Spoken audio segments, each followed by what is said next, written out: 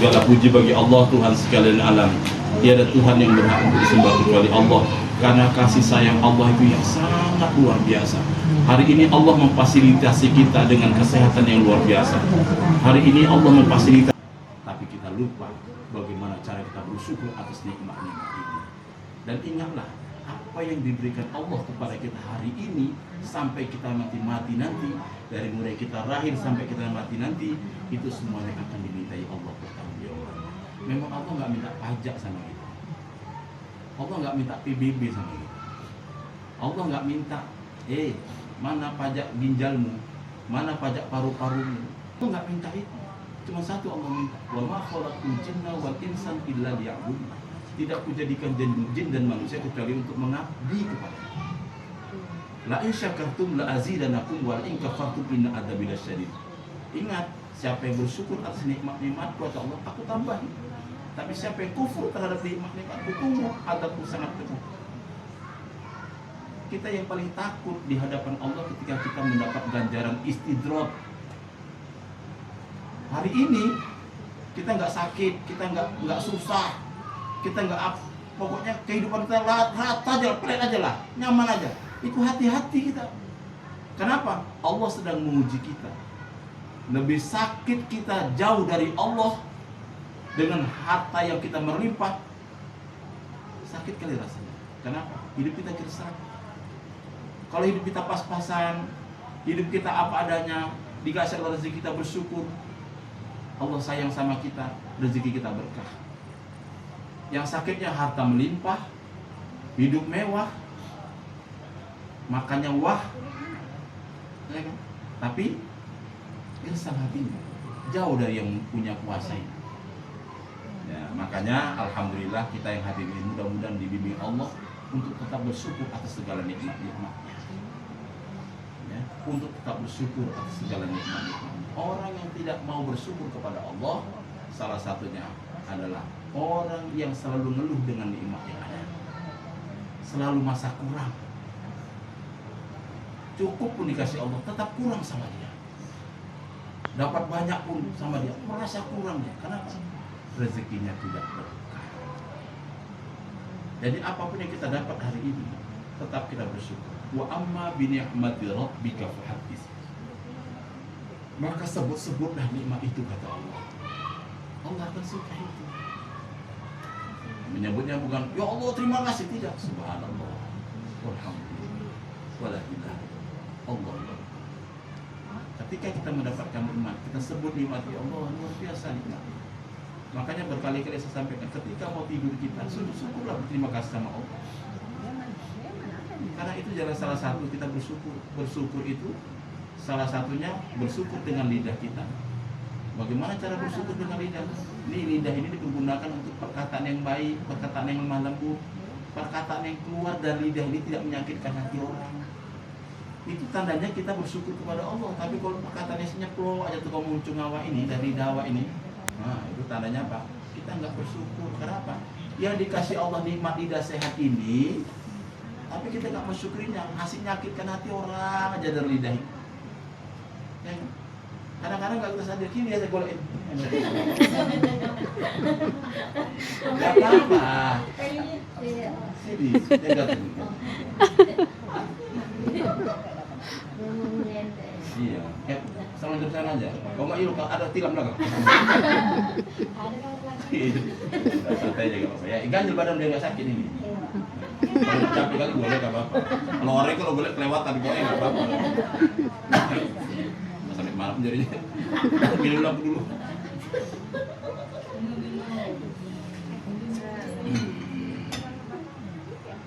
Baik. Mana tadi? Nah, cara bersyukur kita dengan nikmat Allah dengan lidah. Pertama, lidah ini harus mampu menjaga dari ucapan yang tidak menyakitkan. Lidah ini harus mampu menyejukkan kata-kata keluar dari dalam. Kadang-kadang kita nggak menyadari Allah telah menciptakan gigi ini untuk magar lidah. Tapi jebol juga. Coba kalian bercakap, bisa nggak cakap dulu? Nggak bisa. Sampai dikasih behel pun jebol juga muncul untuk keluar. Behel 20 juta, harganya. Tapi mulutnya, Orang lewat ceritain.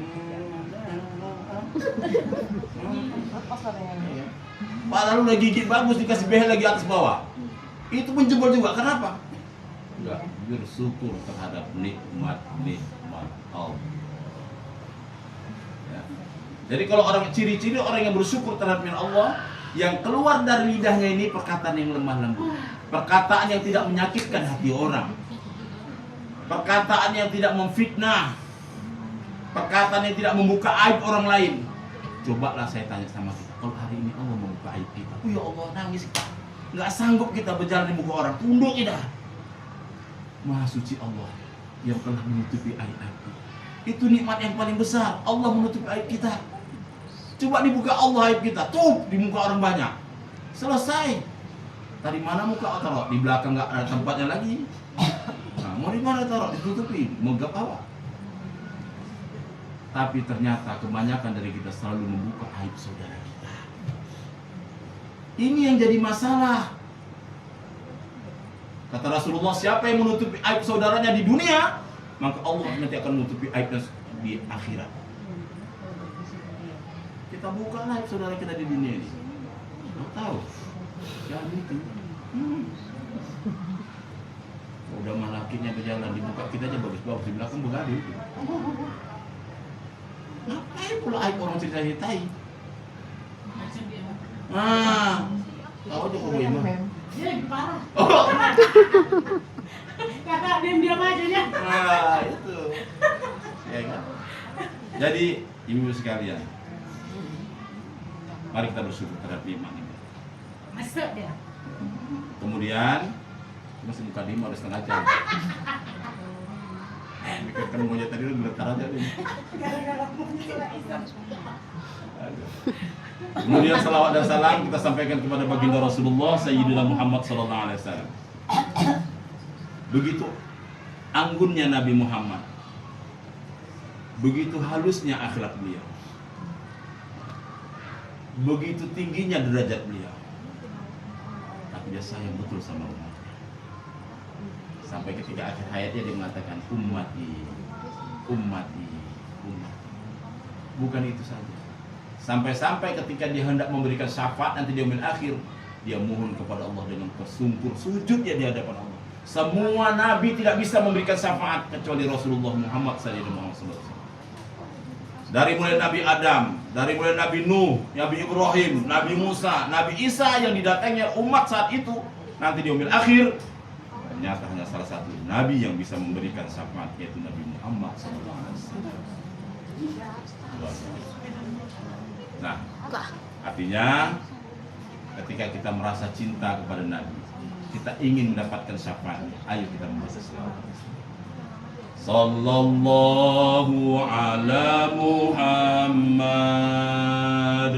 sallallahu alaihi wasallam, sallallahu ala Muhammad, sallallahu alaihi wasallam. Lagi. Sallallahu ala Muhammad, sallallahu alaihi wasallam, sallallahu ala Muhammad, sallallahu alaihi wasallam. Allahumma salli ala Sayyidina Muhammad. Allahumma salli ala Sayyidina. Alhamdulillah, malam hari ini kita telah berselawatnya rame-rame. Yang kita baca selawat Jibril, mudah-mudahan manfaatnya kita rasakan, kebaikannya di dunia, dan nanti kita mendapatkan syafaatnya di dunia. Nah, ibu sekalian, hari ini saya akan berbicara tentang masalah. Salah ini. Ada masalah, Bu? Gak ada kan? Gak ada. Oke. Hari ini saya akan menyampaikan tentang satu titik masalah. Saya menyampaikan ini, kita coba agak diskusi sedikit. Setiap orang punya masalah ini. Sama tapi tak serupa. Setiap orang, dari mulai yang gajinya besar 100 juta sampai gajinya yang paling kecil 2,5 juta. Yang 100 juta pun punya masalah, yang 2,5 juta apalagi pasti punya masalah. Ya kan? Setiap orang pasti punya masalah. Masalah yang sederhana aja. Wadon, masalahnya apa wadon? Ada bayi besar katanya Pak. Oh, bayi besar. Itu ibadah. Bukan masalah itu. Kenapa deh gara-gara bayi besar? Oh iya, nggak apa-apa. Itu ibadah itu, ya kan? Jadi, ya kan? Jadi surga beng. masalah, ya kan? Kita semua punya masalah. Ah, aku ada masalah aku hari ini. Masalahku apa? Aduh, itulah lakiku gajinya sekian, tapi pulang tinggal sekian. Aku ada masalah hari ini. Apa masalah? Anakku bandel kali. Asal dibilangi repet. Anakku main HP aja. Itu masalah kan? Apa arti masalah? Apa arti masalah? Dalam tanda petik, kita semua punya masalah. Tapi kalau tanya apa masalah rupanya? Apa arti masalah? Nah, tantangan. Ayo siapa lagi? Inilah masalah.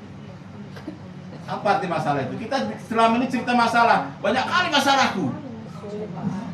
Cobaan. Ayo. Tantangan, cobaan. Apa arti masalah coba? Kesulitan. Apa lagi masalah? Ayo. Hah? Gajian? Agak melengker gitu dia kan? Sekarang muda. Ya kan? Gajian. Gajian lagi. Gajian tadi. Ujian. Oke ya. Jadi semua punya masalah. Asal ditanya masalah, apa arti masalah? Cobaan, ujian, tantangan. Tapi sebenarnya, saya kasih contoh. Saya kepingin makan daun ubi tumbuk siang ini. Ibu nanya, Masalah. Bang, besok kita nyayur apa? Di kepala saya ini terinspirasi enak kali proses makan daun ubi tumbuk. Kenapa kan? Oke bang, kita besok makan daun ubi tumbuk. Pokoknya standby. Awak pergi kerja lah, ya kan? Kamu belanja lah ke di tung. Awak sepanjang perjalanan sampai pulang ubi tumbuk. Kepala awak kan gitu kan? Supaya nggak jadi ya. Iya. Sampai rumah, sayurnya kangkung. Rebus pula hijau. Padahal memang sama-sama hijau ya kan. Dari sepanjang jalan mulai pergi dan ubi tumbuk. Pulang nanti sampai sana pun kawan nawari ada rendang nggak bisa. Orang rumah masak ubi tumbuk. Awak enakan semua di sana itu. Nggak ada artinya makanan di luar kecuali ubi tumbuk. Pakai sambal teri. Sambal kacang. Apapun pulang. Gaya pun agak bego-bego kan dari Cikasih. Kangkung direbus pula kangkung. Kami Assalamualaikum. Salam. Wah, udahlah, Pak. Sholat dulu, Rap. Sholat pun ubi tumbuk. Tak busuk lah berarti ya. Enggak kusuk lah gara-gara tumbuk. Begitu diangkat, angkat di piring, Kangkung. pertama nasi keluar. Waduh, udah panas-panas ya kan. Karinya udah keluar, ya kan. Yang keluar kangkung. Enggak iya nih. Udah turi Jawa nih kan. Keluar yang terakhir apa? Minum teh. Wah udah jelas nih, udah gak jelas. Enggak ada lagi dulu tubuh. Kenapa dulu nggak dulu tubuh? Tapi itu rencananya dulu tubuh. Wow, sepanjang jalan Jikina dulu tubuh. Ya kan? Mana lah bang? Sampai sana pun udah kehabisan.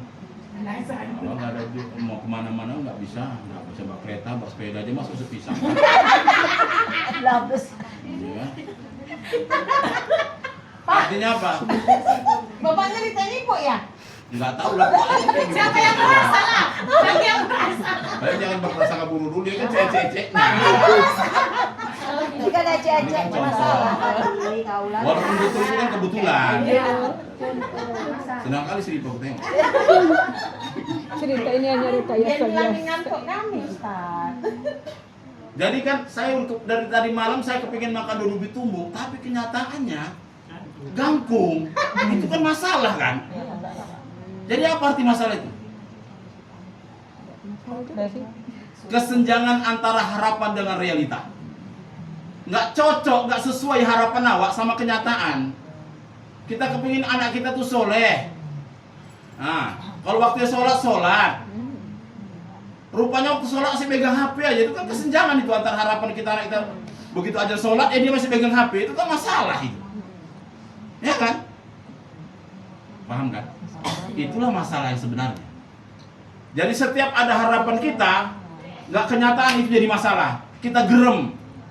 Jadi hambatan dalam pikiran kita. Kita gerem, nggak nyaman hati kita. Kenapa? Yang kita inginkan nggak sesuai. Nggak sesuai dengan ekspektasi.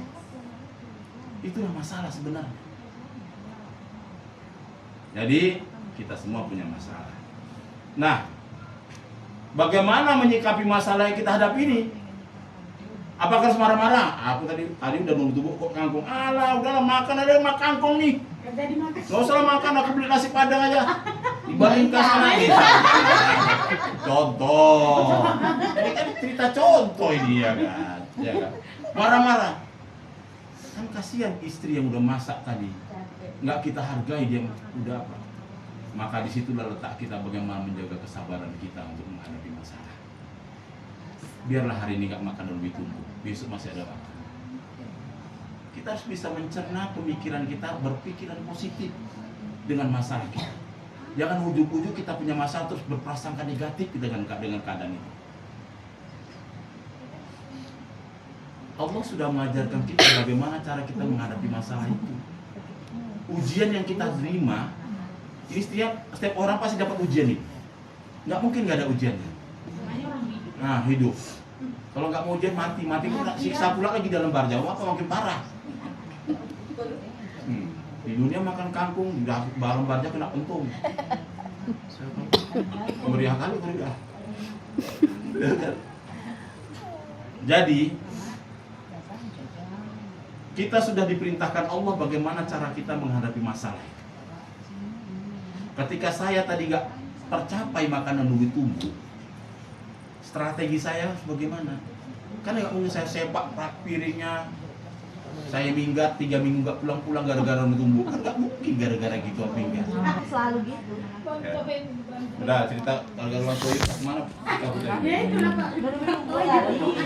Pulang. Nah, jadi saya kasih jalan, saya kasih tahu cara bagaimana mengatasi masalah agar hidup itu bisa menjadi tenang, sakinah namanya. Ya.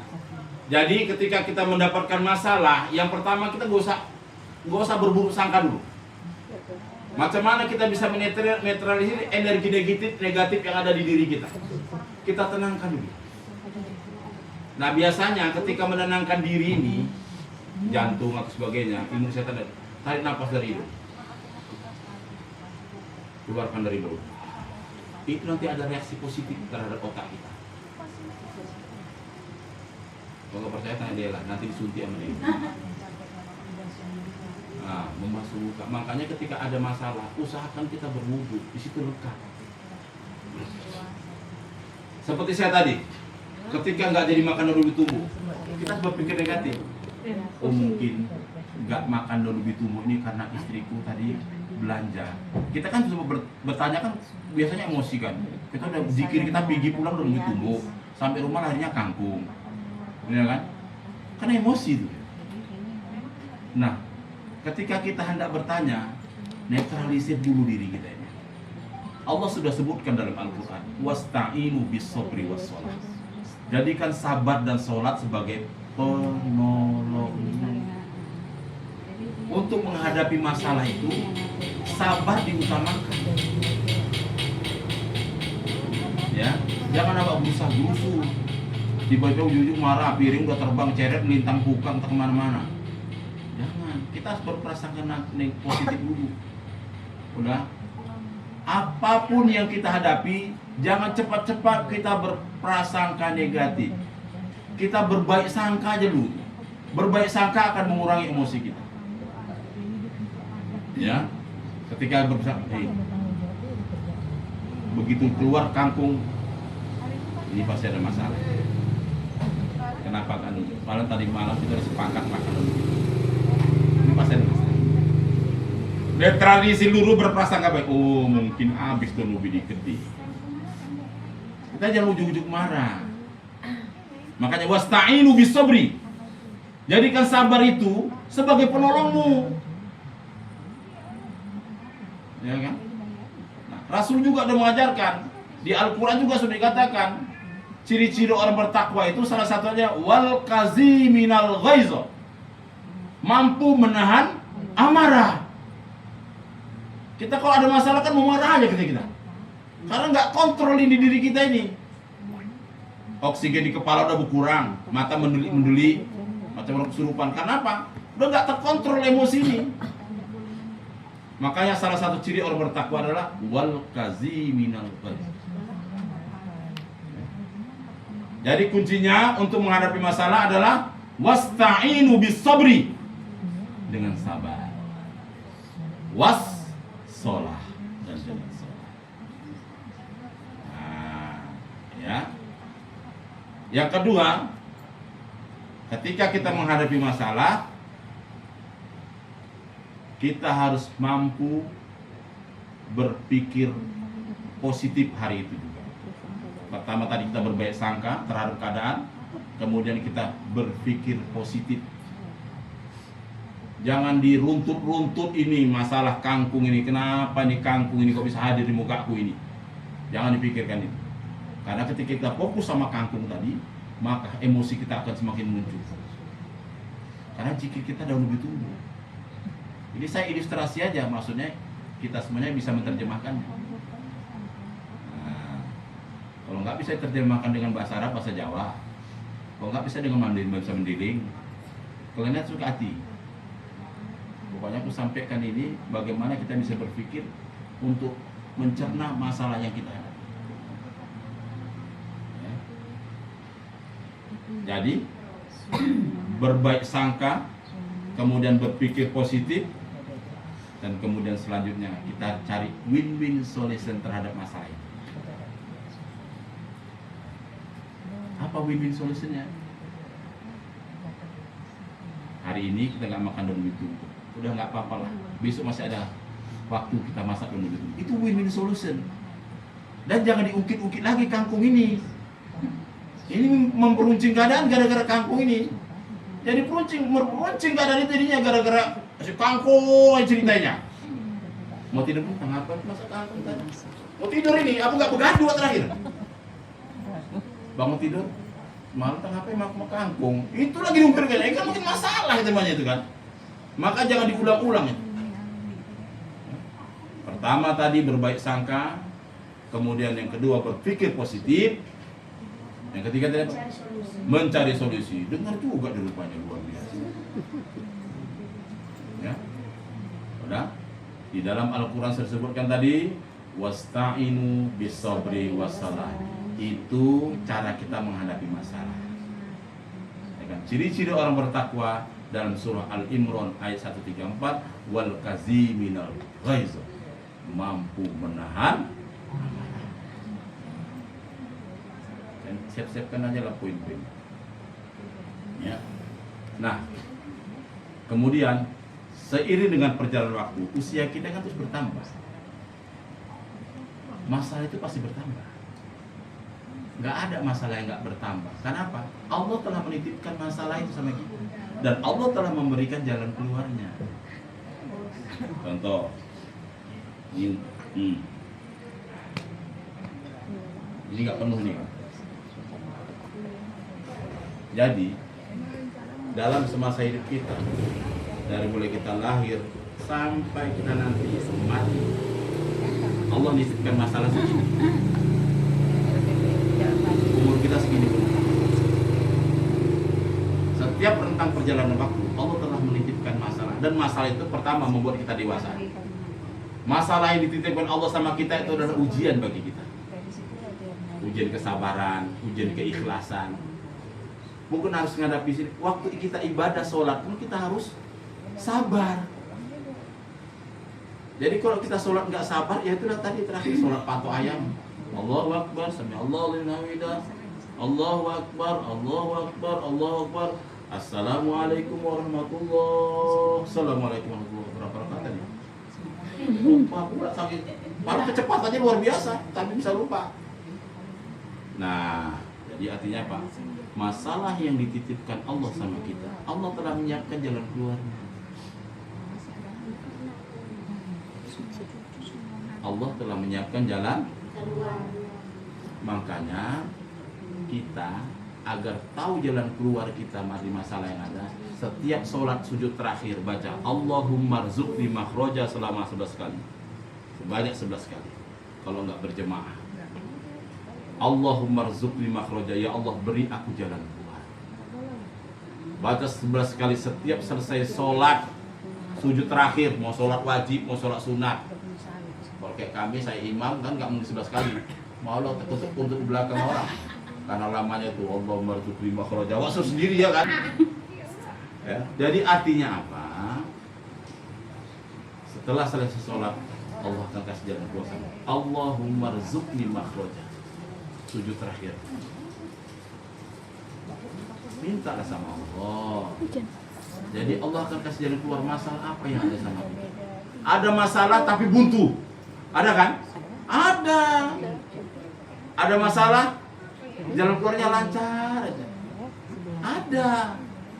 Kenapa? Wa may yattaqillaha yaj'al lahu makhraja wa yarzuqhu min haitsu la yahtasib wa may yatawakkal 'ala Allah fa huwa hasbuh. Innallaha baligh amrihi. Qad ja'ala Allahu likulli syai'in qadara. Ayat 1000 di.